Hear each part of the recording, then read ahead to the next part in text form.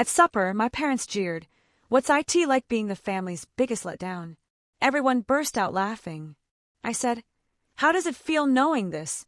Letdown won't be paying your bills anymore." The moment those words left my mouth, can you imagine being called useless by your own father in a crowded upscale restaurant while your entire family just sat there and laughed? In that moment, something inside me didn't just break, it snapped. What would you do if, for years, you've been the one paying all their bills?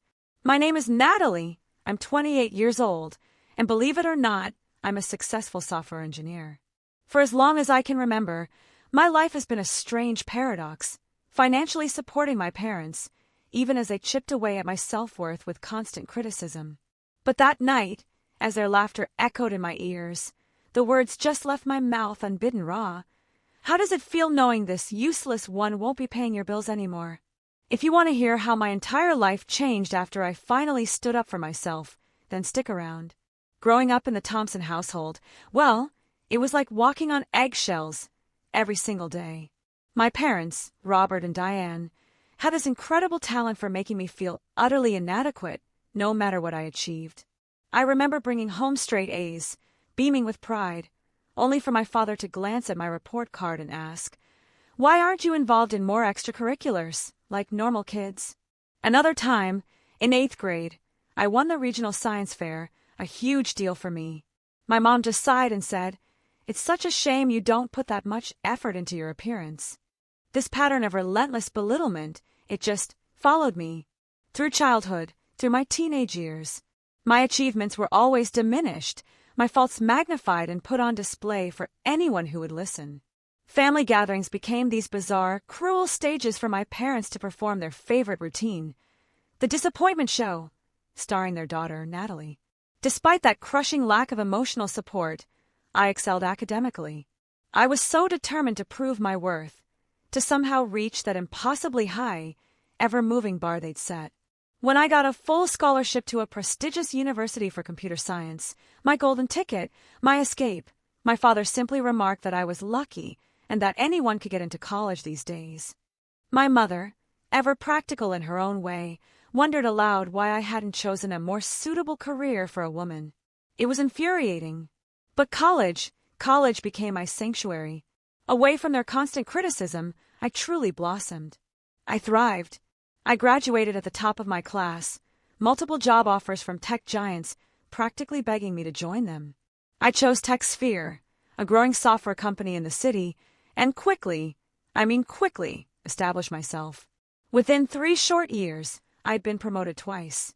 By 25, I was leading my own development team. My financial success came fast, but with it came an unexpected, suffocating burden. 6 months into my career, my father lost his job. My mother, who had never worked outside the home, called me in tears. Full-blown hysterics. She told me they might lose their house. Without a second thought, without a moment's hesitation, I offered to help. Temporarily, just with the mortgage payments. What started as a short-term solution, a way to keep them afloat, somehow transformed into this permanent, invisible chain around my neck. Soon, I wasn't just covering their mortgage. It was their car payments, the utility bills, even their weekly grocery expenses. Every single month, nearly 40% of my hard-earned income went directly to them. Gone. And you know what? They never, not once, expressed gratitude. Instead, they acted as if it was my absolute, undeniable obligation. "After all we did raising you," my mother would say, as if on cue, "it's the least you could do."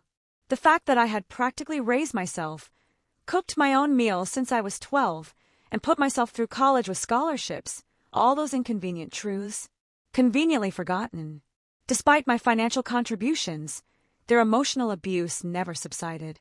If anything, it intensified. During our weekly phone calls, my mother would grill me about my love life, expressing concern that I'd end up alone with all those computers. My father would pry about my savings, always suggesting that I should be making more money by now. Each conversation left me feeling utterly drained, worthless, like a wrung-out rag.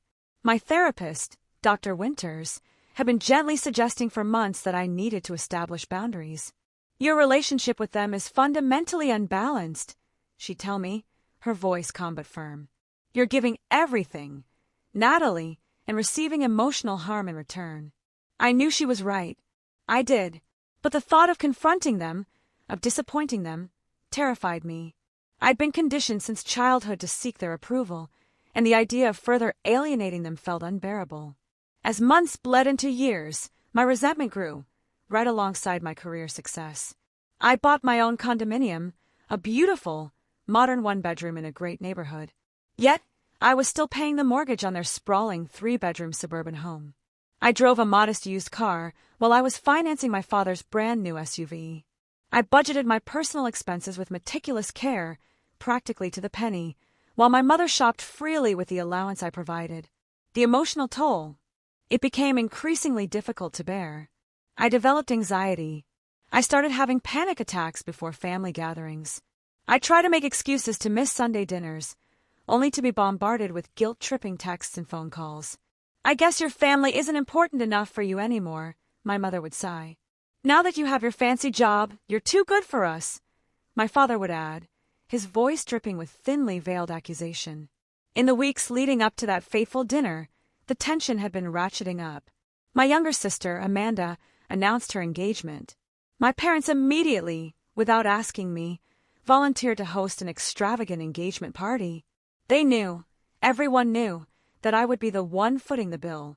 When I cautiously suggested a more modest celebration, just a thought, my mother accused me of being jealous of my sister. My father called me selfish and, of course, reminded me that I owed them for all they had sacrificed for me. The breaking point was hurtling toward me faster than I realized. Years of suppressed feelings were bubbling to the surface, and it would take just one more push to make everything overflow. The monthly family dinner. It was a tradition I had reluctantly established and funded for the past 3 years. Every first Friday, I would reserve a table at a nice restaurant. My entire family would gather, enjoying an evening of fine dining, all at my expense. These dinners typically cost me several $100s, but I justified the expense. It was the price of maintaining family harmony, I told myself. A grim tax. On this particular Friday in April, I had reserved a table at La Femme, an upscale French restaurant downtown. The occasion was supposedly a celebration of my recent promotion to Senior Development Manager, a significant career milestone.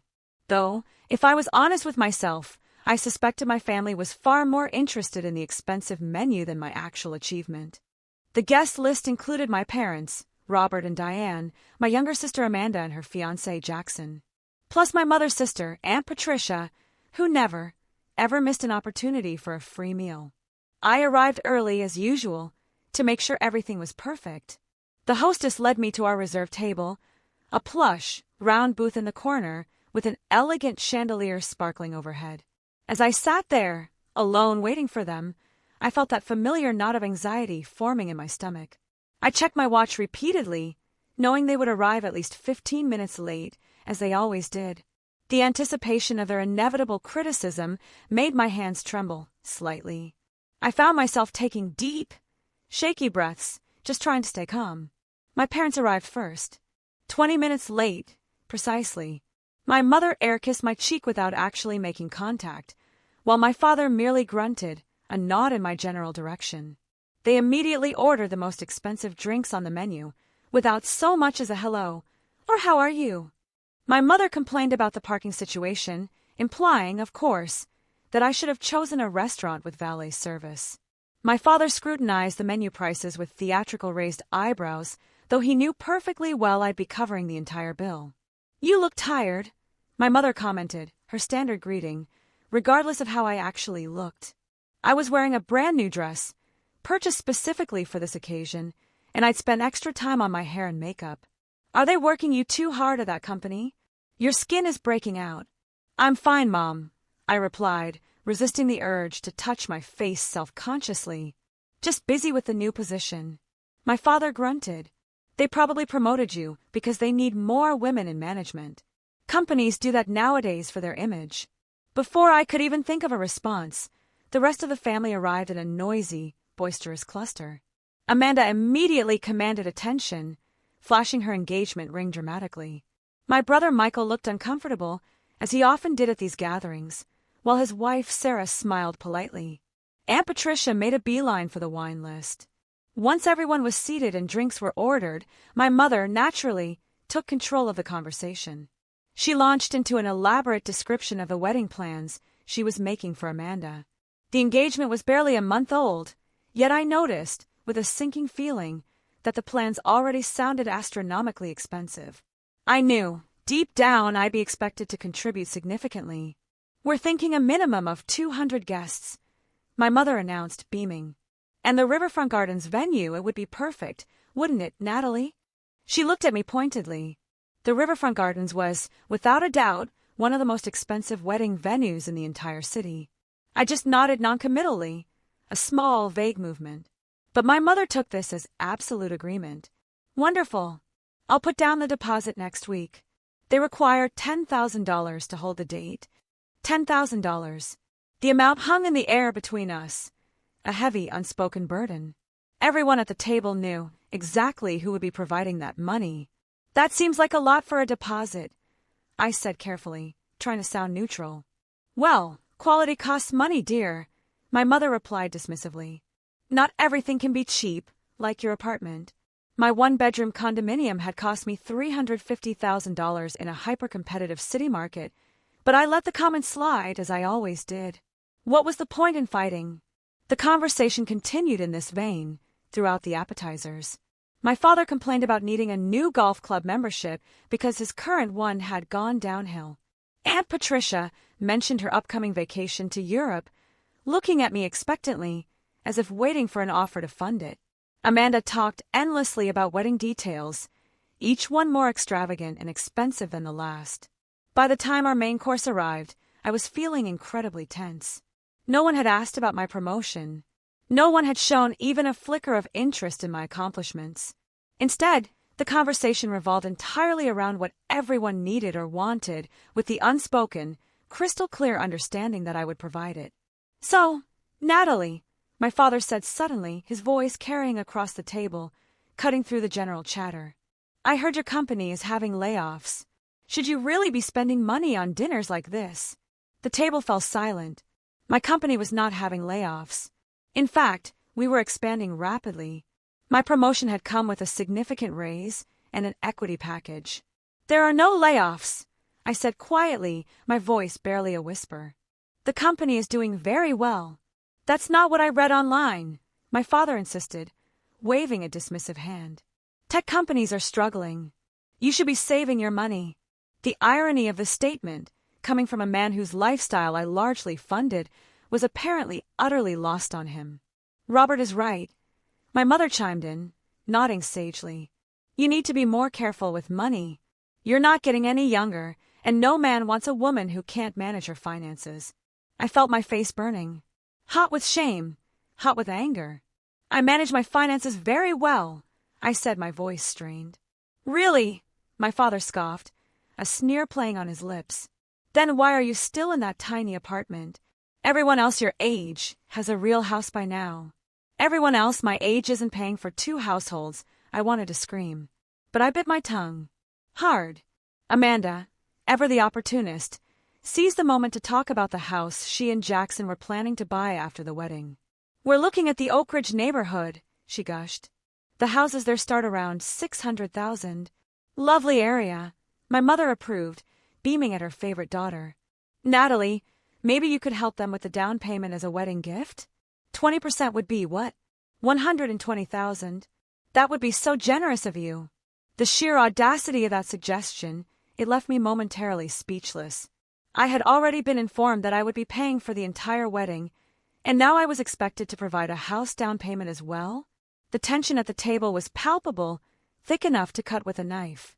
I could feel something shifting deep inside me. Years of suppressed feelings were threatening to surface. I took a slow sip of water, trying desperately to stay calm. "Actually," I began, my voice surprisingly steady, "I've been thinking about buying a house myself. Maybe in Oak Ridge, too." The silence that followed was deafening. My family exchanged shocked glances, clearly disturbed by the radical idea that I might spend my own money on myself for once. "Don't be ridiculous," my father finally said, his voice laced with contempt. "You don't need a house. What would you do with all that space? It would be wasted on you. Besides, my mother added, her tone sharp, you need to focus on helping Amanda right now. Her future is just beginning. And what about my future? I asked, the question surprising even myself. It just came out. My father laughed. A short, dismissive sound that cut through me like a knife. He looked around the table, encouraging the others to join in his amusement at my expense. Your future, Natalie? Come on, let's be realistic here. And then came the words that would change everything. Leaning forward, with a cruel sneer, he asked, loudly enough for nearby tables to hear, how does it feel being the most useless one here? And then everyone laughed. My mother, my sister, my aunt, even my brother Michael, who usually kept to himself, let out an uncomfortable chuckle. Only Sarah, Michael's wife, remained silent, staring intently at her plate. In that precise moment, something inside me didn't just break. It finally fixed. The crushing weight of years of emotional abuse, of financial exploitation, suddenly became unbearable. I knew, with absolute certainty, that I couldn't carry it anymore. The laughter around the table seemed to stretch into an eternity as I sat there, my face burning with humiliation and a slow, simmering anger. In that suspended moment, memories flashed through my mind.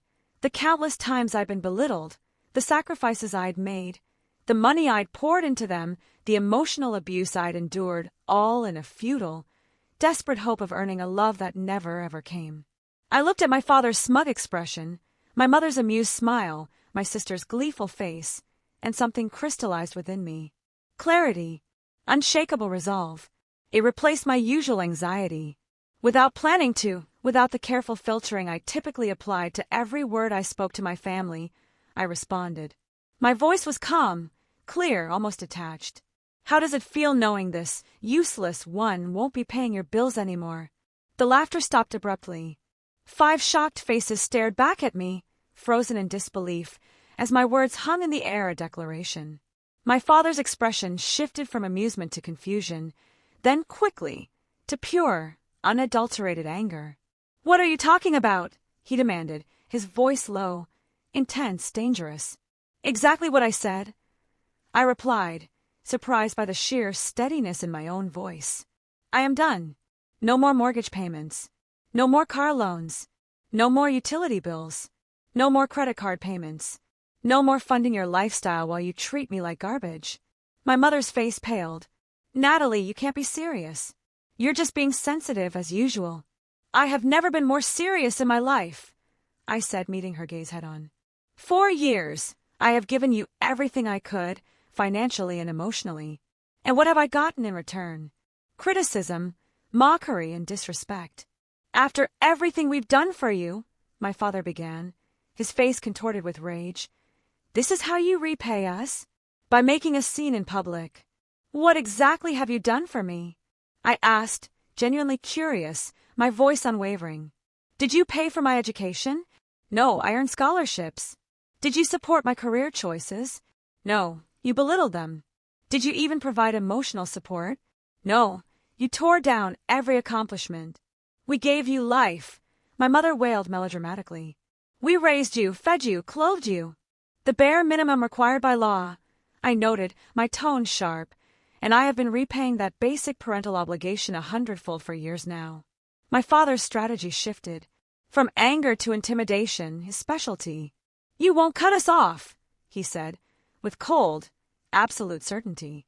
You wouldn't dare. Watch me, I replied, pulling out my phone. In fact, let me show you how serious I am. I opened my banking app, and with a few swift taps, I canceled the automatic payment schedule to go to their mortgage company the following Monday. There. That's the last mortgage payment you will ever receive from me. My mother gasped. Natalie, that payment is due next week. How will we pay it? The same way other adults do, I said, with your own money from your own jobs. But your father hasn't been able to find suitable work, my mother protested, her voice pleading. He hasn't been looking, I corrected her. Why would he, when he has me as his personal ATM? My sister Amanda, seeing the easy flow of money potentially drying up right before her expensive wedding, decided to intervene. Natalie, you're being cruel. Mom and Dad have always supported you. And what about my wedding? You promised. I never promised to pay for your wedding, I stated calmly. That was decided for me, not by me. Just like everything else. My brother Michael, who had remained silent until now, surprisingly spoke up. She has a point, you know. Natalie has been supporting everyone for years, and no one ever thanks her. Instead, you all just demand more. I looked at Michael, genuinely surprised, a flicker of gratitude warming my chest. It was the first time, ever, he had defended me against our parents. My father immediately turned his anger toward Michael. Stay out of this. This is between us and your sister. No, Michael said, his voice firm. This involves all of us, and the way we've been taking advantage of Natalie. My mother, seeing her control of the situation slipping, resorted to her most effective tactic, tears. Her eyes welled up on command, and she dabbed at them delicately with her napkin. I can't believe my own daughter would do this to us. After all the sacrifices we made. What sacrifices, Mom? I asked, cutting her off. Name one significant sacrifice you've made for me in the last 10 years. She couldn't answer, instead turning to my aunt for support. Patricia, can you believe how she's speaking to us? Aunt Patricia, who had been quietly calculating how this development might affect her own financial interests, chose her words carefully. Perhaps we should all calm down and discuss this privately, not in a restaurant. There's nothing to discuss, I said. I have made my decision. I will not be financially supporting any of you anymore. My father slammed his hand on the table, causing the glasses to jump, and several nearby diners to turn and stare. You listen to me, young lady. You have obligations to this family. You cannot just walk away. Actually, I can, I said, gathering my purse and standing up. I have no legal obligation to support capable adults who choose not to support themselves. My only obligation was a moral one, based on the mistaken belief that you actually loved and valued me. That illusion is now gone. If you walk out that door, my father threatened, his voice low and menacing, don't expect to be welcomed back into this family. I looked around the table at their faces, the faces of people who had taken everything and given nothing, who had mocked and belittled me, even as they cashed my checks. That's not the threat you think it is, I said quietly, a strange sense of calm washing over me. Being excluded from this toxic dynamic sounds more like a reward than a punishment. With those words, I walked away from the table. Terrified, yes, but also strangely, exhilaratingly liberated. As I passed the hostess stand, I paused to pay for the meals that had already been served and apologized for the disturbance. Then I stepped out into the cool evening air, took a deep breath, and felt, for the very first time in years, the crushing weight beginning to lift from my shoulders. Driving home, my emotions cycled rapidly. Elation at finally standing up for myself. Fear about the inevitable repercussions. And a deep, profound sadness for the loving family I had always wanted, but never truly had. My phone began buzzing incessantly with texts and calls, but I ignored them all. Tonight was for me, for processing what had just happened and what it meant for my future. The moment I stepped into my condominium, my phone exploded. 15 missed calls, 20 text messages, 3 voicemails, all from family members. I silenced my phone and placed it face down on the counter. I needed space. My hands were shaking as I poured myself a glass of water. The adrenaline that had carried me through the confrontation was subsiding, leaving me feeling drained, but surprisingly, peacefully calm. For the first time in years, I had spoken my truth, without filtering it through the lens of what my family wanted to hear. I finally gathered the courage to read the texts. From Mom, how could you embarrass us like this? Call me immediately. From Dad, you're making a huge mistake. We need to talk now. From Amanda, you're ruining everything.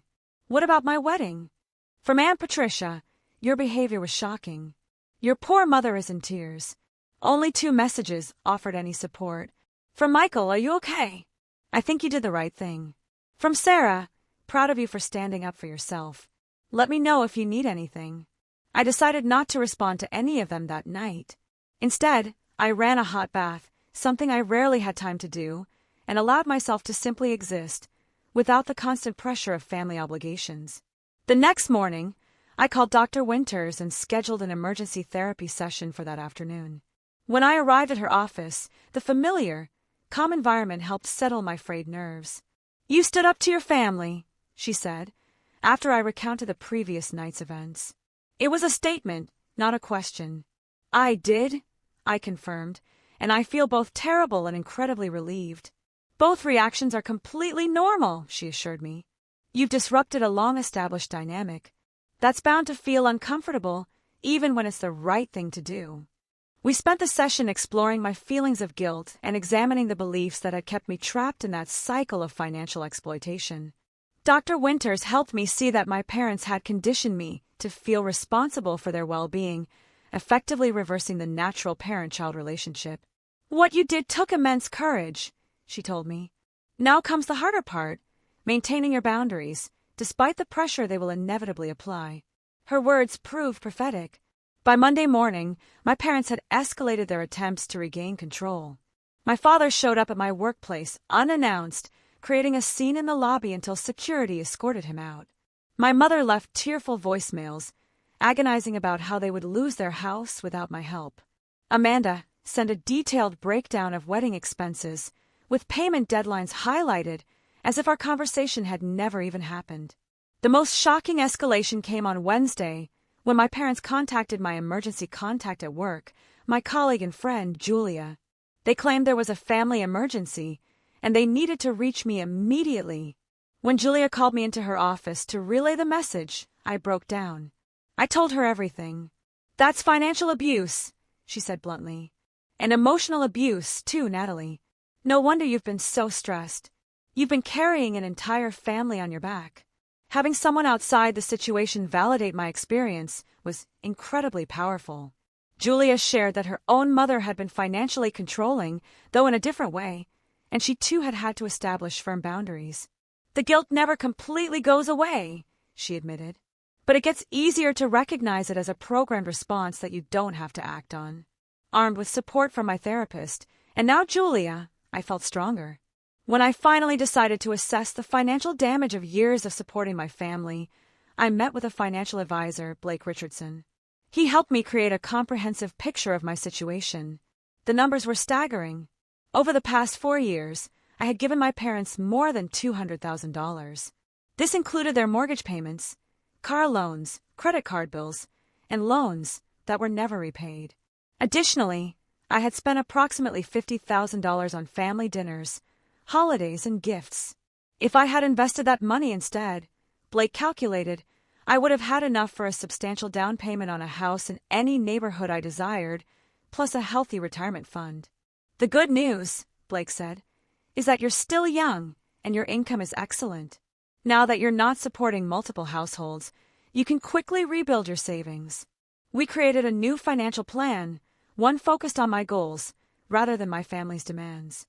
For the first time, I allowed myself to envision a future based on my own dreams, a comfortable home of my own, travel experiences I had always postponed, and eventually, true financial independence. 2 weeks after the restaurant confrontation, I received an unexpected piece of mail. It was a bank statement for a credit card I didn't recognize, showing a balance of $22,000. Upon closer inspection, I realized with horror that it was a credit card in my name, but I had never applied for it or used it. I immediately called the credit card company and discovered that the card had been opened 3 years ago using my social security number and personal information. The address on the account, my parents' house. The customer service representative informed me that regular payments had been made until recently, when 2 payments had been missed. The revelation that my parents had committed identity theft left me reeling. I pulled my credit report and found 2 additional credit cards and a personal loan, all in my name, but clearly used by my parents. The total fraudulent debt exceeded $45,000. With shaking hands, I called my lawyer, David Mercer, who specialized in both family and financial law. He confirmed what I suspected. My parents' actions constituted identity theft and fraud, serious crimes that could result in criminal charges. "You have 2 options, Natalie," David explained. "You can file a police report, which would likely lead to criminal charges against your parents. Or you can handle it civilly by disputing the fraudulent accounts with documentation that you did not authorize them. The decision weighed heavily on me. Despite everything, the thought of my parents facing criminal charges was difficult to bear.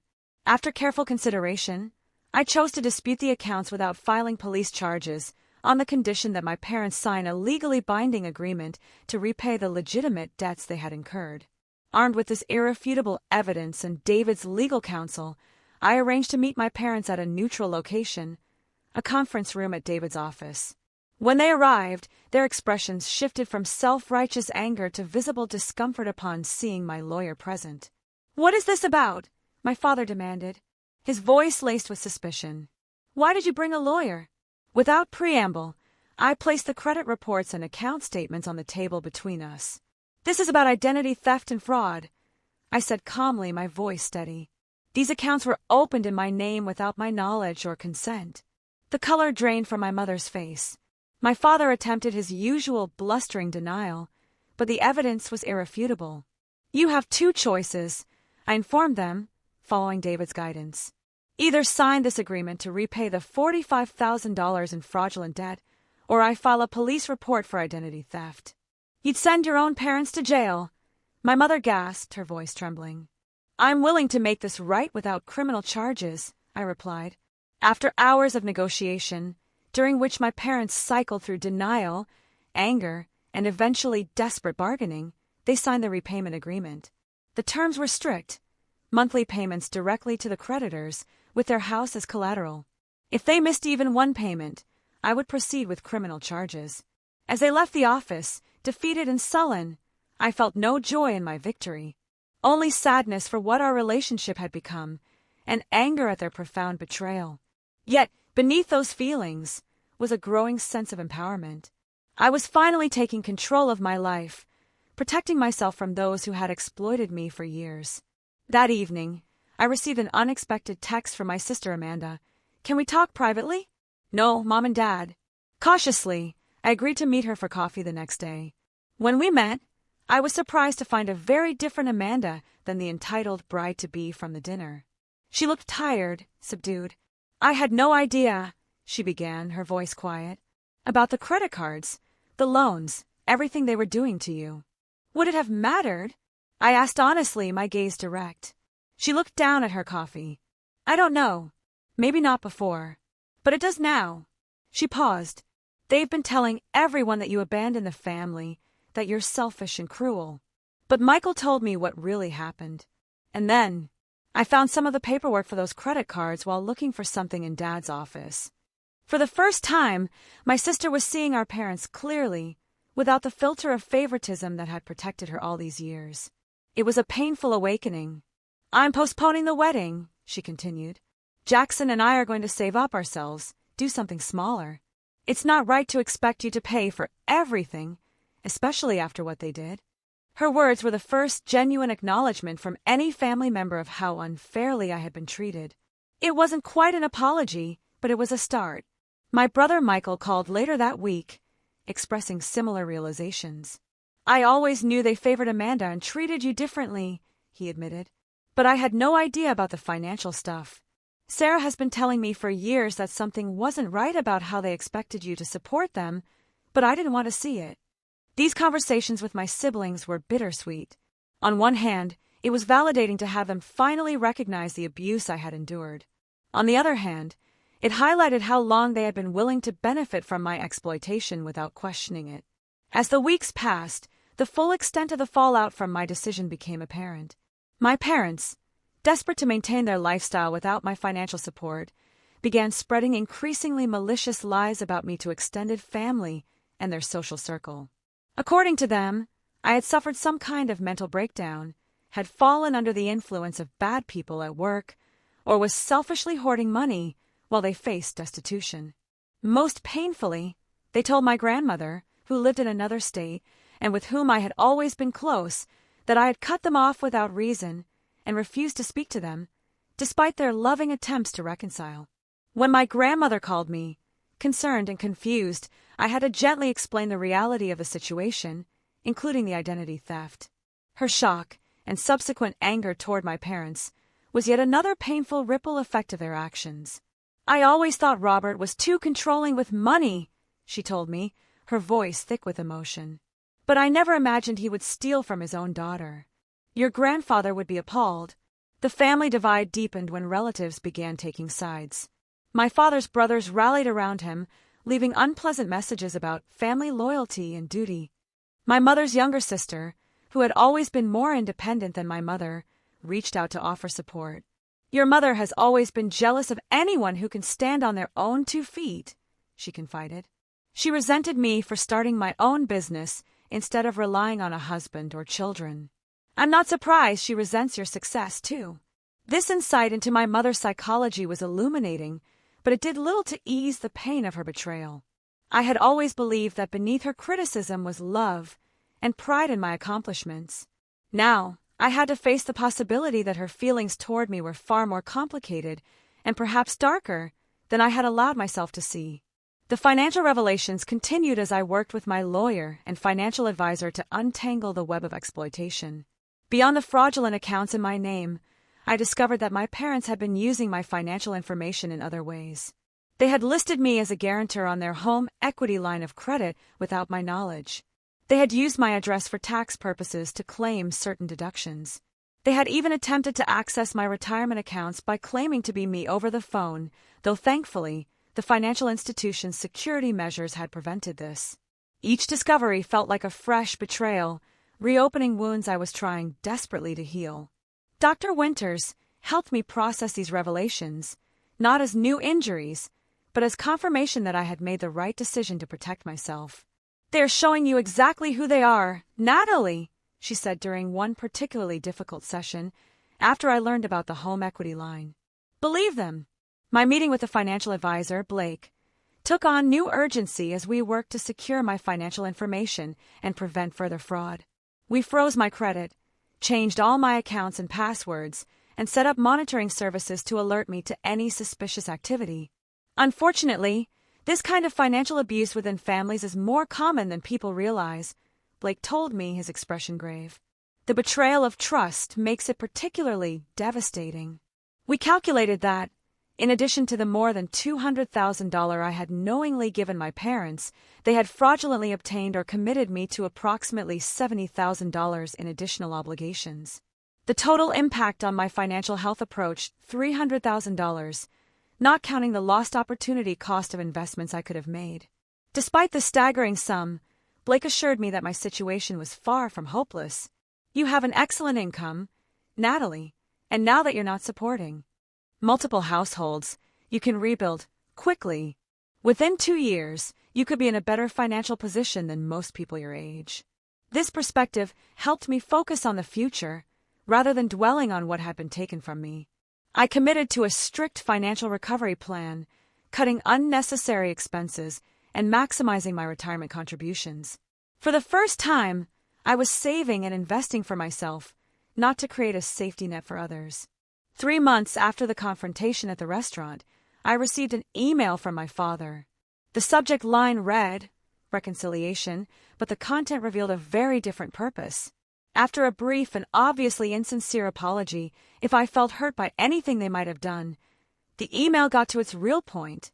They were facing foreclosure on their house and needed my help one last time. The old me would have immediately responded with an offer of assistance, sacrificing my own financial health to rescue them yet again. The new me, strengthened by therapy and supported by genuine friends, recognized the manipulation for what it was. I forwarded the email to David, my lawyer, who confirmed that under our agreement, my parents were required to sell their house to pay off the fraudulent debts before facing foreclosure. "They're trying to circumvent the legal agreement," David explained. "If they contact you again about financial matters, direct them to me." I sent a brief, factual response referring them to the signed agreement and David's contact information. Within hours, my mother called, crying hysterically about becoming homeless. When I calmly reiterated that they needed to speak with my lawyer, her tears dried up instantly, replaced by cold fury. "You always were a selfish child," she hissed. "After everything we did for you, this is how you repay us. By seeking lawyers on your own parents. I am enforcing an agreement you signed after committing fraud in my name," I replied, surprised by my own steadiness. That is not selfish. It is self-preservation. We are your parents, she shouted, as if this relationship entitled them to commit crimes against me without consequences. Yes, you are, I acknowledged. And that makes your betrayal even worse. I ended the call and immediately contacted Dr. Winters, who helped me work through the renewed guilt and doubt my mother's call had triggered. They are using the parent card as a weapon, she observed. But being parents gave them responsibilities toward you, not unlimited rights to exploit you. Meanwhile, my brother Michael revealed that our parents had been pressuring him to talk sense into me and convince me to help them keep their house. They had also approached my sister Amanda with the same request, suggesting that if she could persuade me to rescue them financially, they would help with her wedding after all. They're trying to use us against each other, Michael said disgustedly. They haven't changed at all. The most surprising development came when Jackson, Amanda's fiancé, contacted me directly. We had never been particularly close, but he wanted to meet for coffee to discuss something important. When we met, he seemed nervous but determined. I need to tell you something about your parents, he began.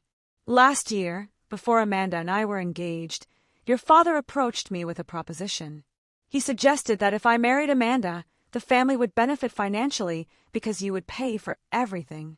I stared at him, stunned by this revelation. What? Jackson nodded uncomfortably. He implied that marrying into your family was a good move because you were the cash cow who would ensure everyone was taken care of. I was horrified, but Amanda assured me it wasn't like that you were just generous with family debt. The calculated nature of my father's thinking, the way he had viewed me, not as a daughter, but as a resource to be exploited, and even used as a bargaining chip in others' relationships, it left me speechless. I wanted you to know, Jackson continued, because Amanda and I are trying to build an honest relationship, and keeping this secret felt wrong. Plus, after what they did with those credit cards. He shook his head. You deserve to know the truth. This conversation with Jackson was the final piece of evidence I needed to fully accept that my relationship with my parents had never been what I pretended it was. They had not seen me as a daughter to love and support, but as a useful tool to exploit for their own benefit. That night, I wrote a letter that I never intended to send, pouring out years of hurt, disappointment, and anger. The act of putting these feelings into words was cathartic, allowing me to acknowledge the depth of my pain without directing it at anyone. When I finished, I felt lighter, as if I had finally put down a burden I had been carrying for decades. 6 months after the confrontation at the restaurant, my life had transformed in ways I never could have imagined. Free from the financial burden of supporting my parents and the emotional burden of seeking their approval, I discovered spaces within myself for new growth and connections. My therapy sessions with Dr. Winters shifted from crisis management to deeper healing work. We explored the childhood patterns that had shaped my people-pleasing tendencies and worked on developing a stronger sense of self-worth that wasn't tied to external validation or productivity. You are inherently valuable, Natalie, Dr. Winters would remind me, not because of what you provide to others, but simply because you exist. This concept was revolutionary to someone who had been raised to believe my worth was measured by my usefulness to others. Gradually, I began to internalize this new perspective, making decisions based on my own needs and desires, rather than anticipating what others expected of me. One of the most significant changes was the development of a genuine support system outside my family. Julia, my colleague, who had supported me during the initial crisis, became a close friend. We began meeting weekly for coffee, sharing our experiences with difficult family dynamics and celebrating our small victories in establishing healthier patterns. I also joined a support group for adult children of emotionally abusive parents, where I found community with others who truly understood my experiences. The validation and shared wisdom of this group accelerated my healing in ways individual therapy alone could not have accomplished. The hardest part for me was accepting that I couldn't change them, shared one group member whose story resonated deeply with mine. Once I stopped trying to earn their love and focused on loving myself, everything shifted. As my inner circle transformed, so did my living situation. With my new financial freedom, I decided to sell my condominium and purchase a small house in a neighborhood I loved. The process of creating a home that reflected my taste and priorities became a physical manifestation of my emotional journey. I painted the walls colors I had always admired, but my mother would have criticized as too bold. I arranged furniture for comfort and function rather than appearance. I planted a garden in the small backyard, finding unexpected peace in nurturing growing things. My parents, meanwhile, were forced to downsize significantly after selling their house to comply with our legal agreement. They moved into a 2-bedroom apartment, and for the first time in decades, my father began actively looking for employment. According to Michael, who maintained limited contact with them, the transition was difficult and frequently blamed on me. Dad complains constantly about having to work at his age, Michael reported after a brief visit to their new apartment. Mom keeps saying they wouldn't be in this situation if their daughter hadn't abandoned them. Though these reports still stung, the pain was duller now, more a sad acknowledgement of what could never be than an acute wound. I maintained my boundaries, firmly redirecting any direct contact about financial matters to my lawyer and limiting other communication to brief, factual exchanges when necessary. As the months passed, my parents made several attempts at reconciliation, though their definition of making amends never included genuine accountability for their actions or behaviors. Each attempt followed a predictable pattern: initial warmth and vague apologies, followed by subtle hints about their financial difficulties, culminating in direct requests for assistance when the earlier approaches failed. Dr. Winters helped me recognize these patterns and respond appropriately, acknowledging any genuine effort at connection while firmly maintaining my boundaries around financial support. They need to experience the natural consequences of their actions, she reminded me. That's how real change happens, if it's going to happen at all. The approaching holiday season presented a new challenge. Thanksgiving had always been spent at my parents' house, with me providing the food, and often the cooking, while enduring criticism about everything from the moistness of the turkey to my personal life choices. This year would be different. After careful consideration, I declined my parents' invitation, which had come with guilt-inducing references to possibly our last Thanksgiving in this apartment if things don't improve. Instead, I accepted Julia's invitation to join her family celebration. The contrast was illuminating. Julia's family welcomed me warmly, engaged me in genuine conversation, expressed interest in my life without judgment, and thanked me sincerely for the pie I had contributed. There were no backhanded compliments, no thinly veiled criticisms, no tensions simmering beneath forced politeness. "Is it always like this?" I asked Julia quietly as we helped clean up after dinner. "Like what?" she asked, genuinely confused. "So pleasant, so free of drama and guilt." Julia laughed, then grew serious when she realized I wasn't joking. "Not every family gathering is perfect, but yes, generally it's like this. This is what family is supposed to feel like, Natalie." Her words stayed with me long after the holiday. This is what family is supposed to feel like. Not an obligation or a source of stress, but a genuine source of support and belonging. As Christmas approached, I made another significant decision. Rather than participating in the usual family gift exchange, which had always involved me giving expensive presents and receiving token items in return, I decided to redirect my holiday budget. I made donations to organizations supporting victims of financial abuse and children from disadvantaged backgrounds, causes that had become personally meaningful to me. I also created new traditions for myself, attending a holiday concert with Julia and her husband, volunteering at a community dinner, and hosting a small gathering for friends on Christmas Eve. My brother Michael and his wife Sarah joined us, bringing a homemade dish and simple, thoughtful gifts. Amanda and Jackson stopped by briefly, still navigating their own complicated feelings about our family dynamics. They had postponed their wedding indefinitely, choosing instead to save for a house and build their relationship on a more solid foundation before making that commitment. Your standing up to Mom and Dad made me realize I was rushing into marriage partly because it was what they expected, Amanda confided as we shared a quiet moment in the kitchen. "I'm trying to figure out what I actually want, not what will please them or solve their problems." It was the most honest conversation we had ever had. An unexpected gift, more valuable than any wrapped present. The new year brought another surprising development. I received a job offer from a competing tech company with a significant salary increase and more leadership responsibility. In the past, I would have declined immediately, worried about how a job change would affect my ability to support my family. Now, I was free to consider the opportunity based solely on my own career goals and interests. After careful consideration and consultation with mentors I trusted, I accepted the position. The transition reinvigorated my professional life, challenging me in new ways and connecting me with colleagues who genuinely valued my contributions. Within months, I was leading a major project that showcased my technical and leadership skills, earning recognition I would once have dismissed as undeserved. My financial situation improved rapidly as well. Without the drain of supporting multiple households, my savings grew quickly. Blake, my financial advisor, helped me develop a comprehensive plan that included retirement savings, investments, and funds for personal goals like travel and continued education.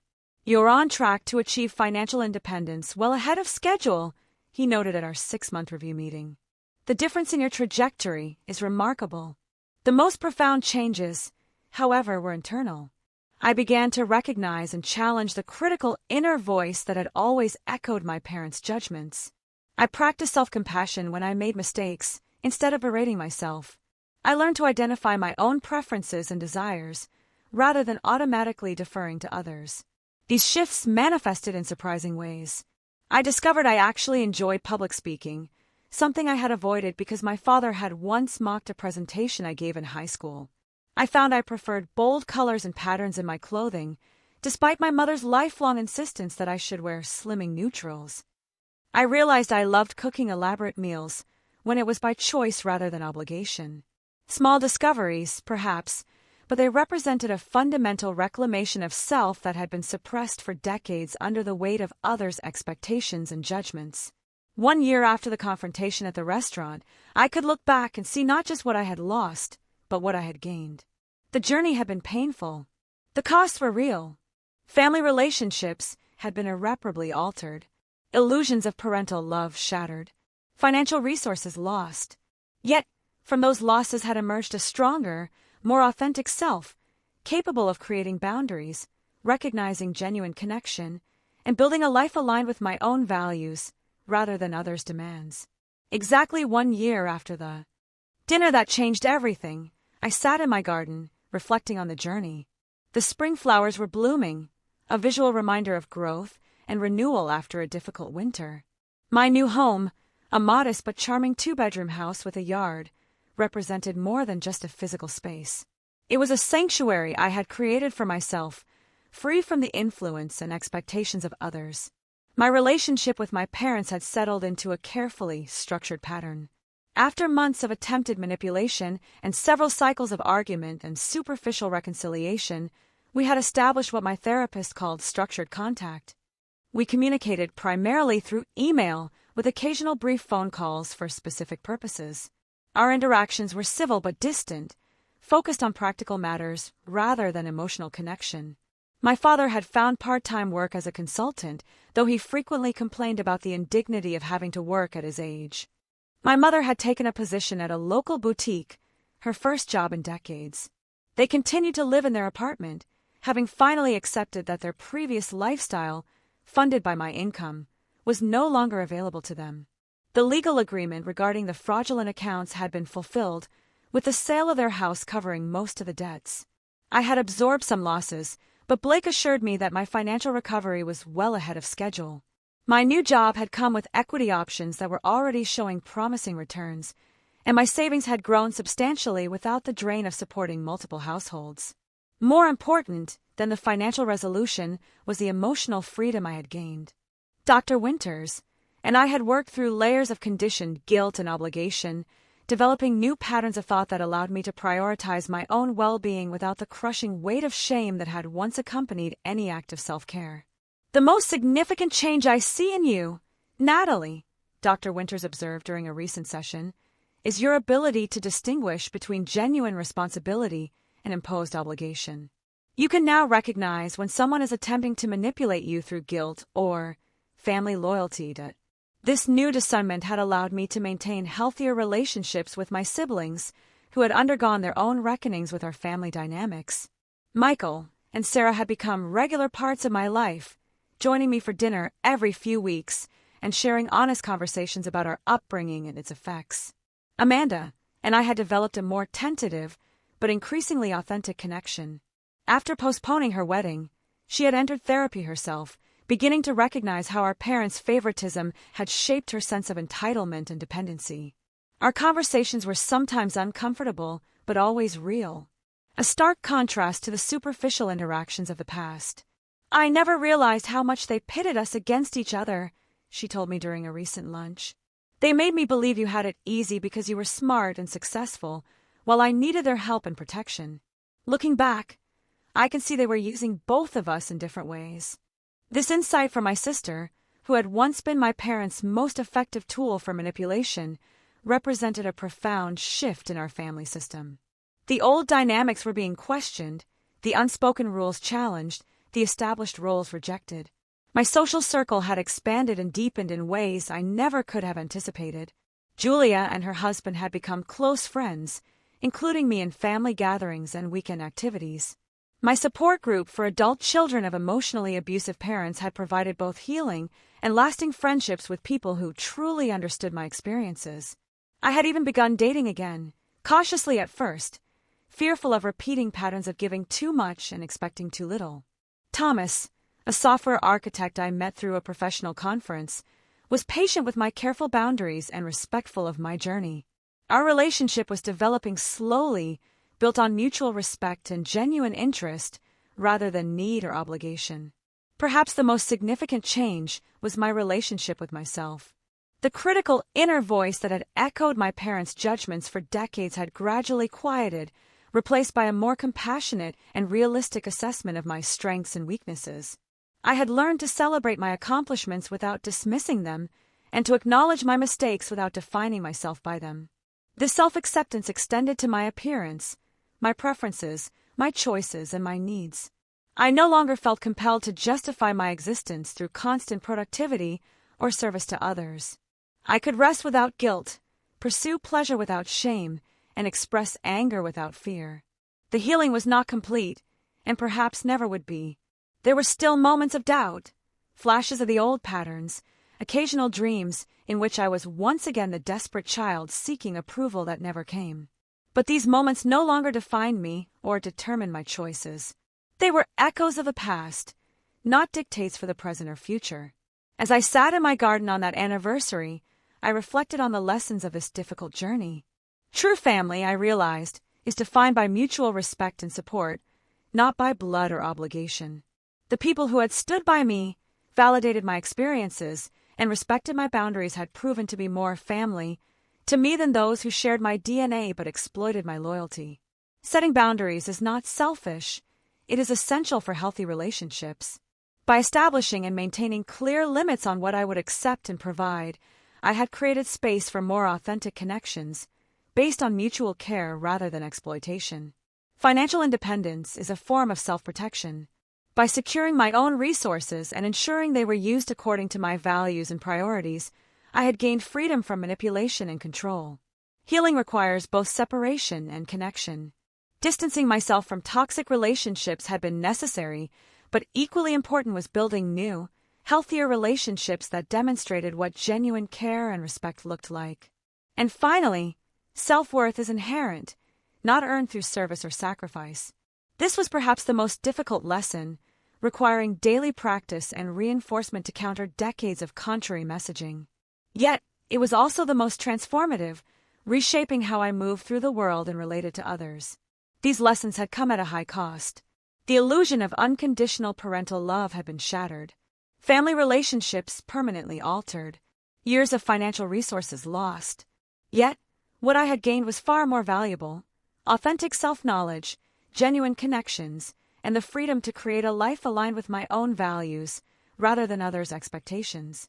As the sun began to set, casting long shadows across my garden, I felt a deep sense of peace. The journey was not over, but the hardest part was behind me. The path forward, while not always clear or easy, was mine to choose, guided by my own wisdom and surrounded by people who truly wished me well. So, I've told you my story. It was incredibly hard, a gut-wrenching journey, but I found my way through it. I want to know, what do you think? Have you ever had to draw a line in the sand with your family, or faced a similar kind of betrayal? Tell me your thoughts. I really want to hear what you have to say in the comments below.